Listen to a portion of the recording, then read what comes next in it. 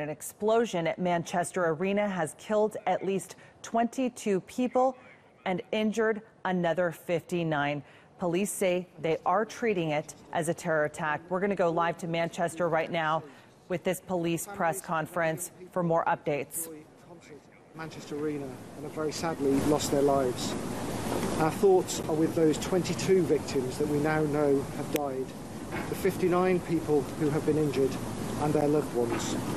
We continue to do all we can to support them, and they are being treated at 8 hospitals across Greater Manchester.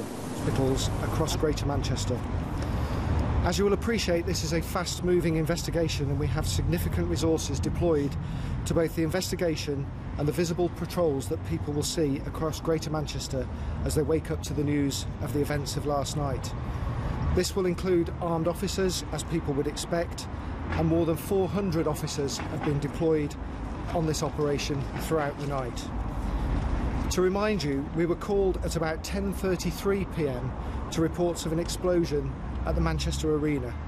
This was at the conclusion of the Ariana Grande concert.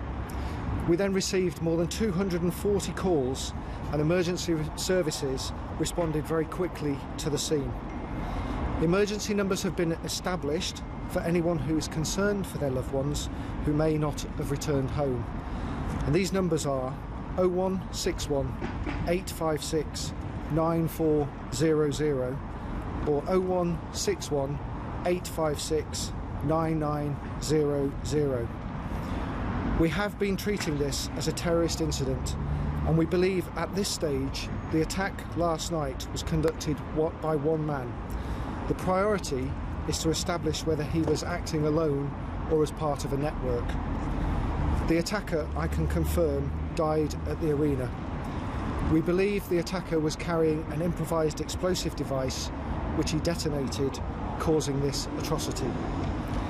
We would ask people not to speculate on his details or share names. This is a complex and wide-ranging investigation. Our priority is to work with the National Counter-Terrorist Policing Network and UK intelligence services to establish more details about the individual who carried out this attack. We have received tremendous support from across the police service in England and Wales and partner agencies throughout the night. We regularly carry out exercises to test our ability to respond to such incidents, and this has ensured a very swift response from local and national agencies.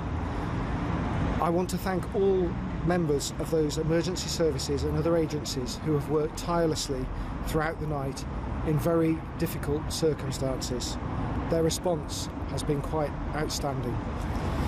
There remains a large cordon in place around Manchester Arena and the Victoria train station, which will be in place for some time. The station will remain closed while a detailed forensic search is underway, and people should plan their route to work and follow Transport for Greater Manchester for updates. Terrorists will attempt to disrupt our lives and create distrust and fear in our communities. We have a long history here in Greater Manchester of our communities standing together during difficult times. In the coming days, we will be working very closely with community leaders to address any concerns or issues that our communities may have.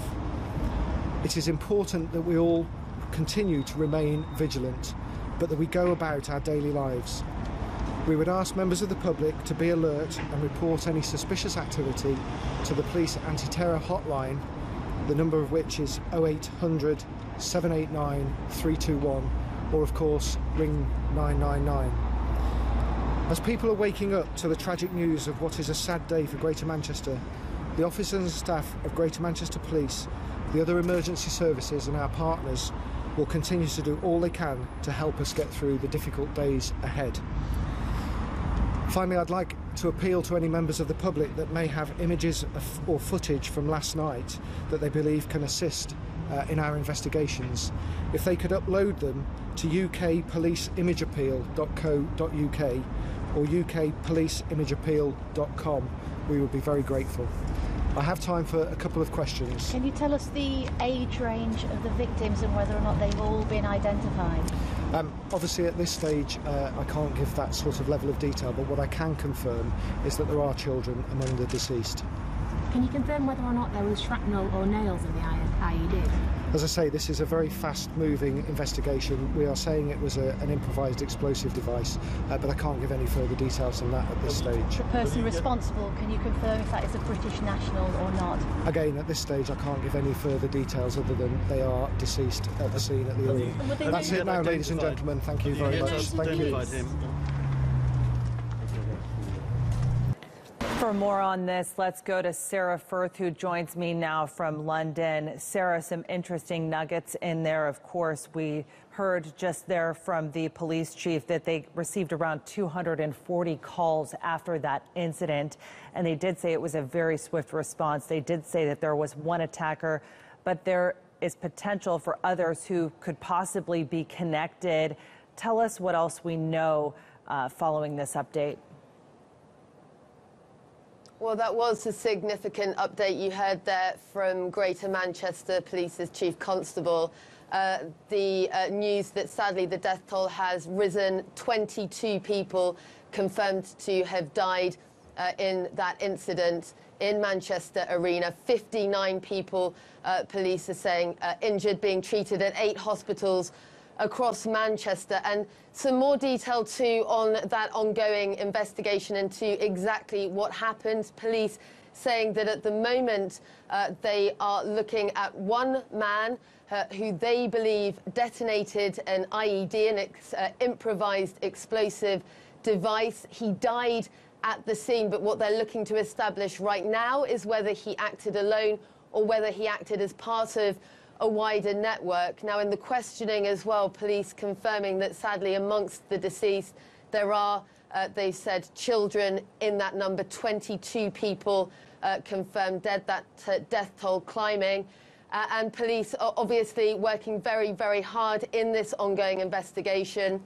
Since that attack took place at just after 10:30 local time last night, you saw a very swift response from police and emergency services, but a significant update in the investigations. They weren't able to give any further details as to the nationality of the man.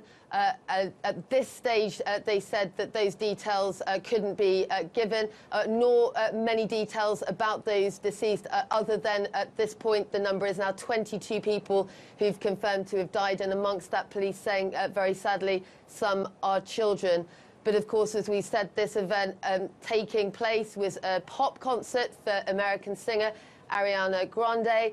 She has a very young demographic of fans amongst the audience. So this was a family event. It was where families and young children were attending, and the UK is going to be waking up to that news this morning that 22 people at this point have been confirmed to have died in what police are treating at this point as a terrorist incident. And of course, Sarah, going back to what you were talking about in that police update, we do know that, of course, this was one attacker. They are looking for others. If there was anyone else connected, that attacker did die at the arena, according to police. And they are saying it's a very wide-ranging and complex investigation. But they also talked about stepping up security around Manchester. Absolutely. I mean, you've seen a large-scale police operation down there at the scene in the wake of this attack. You've got the area around Manchester Arena, of course, cordoned off.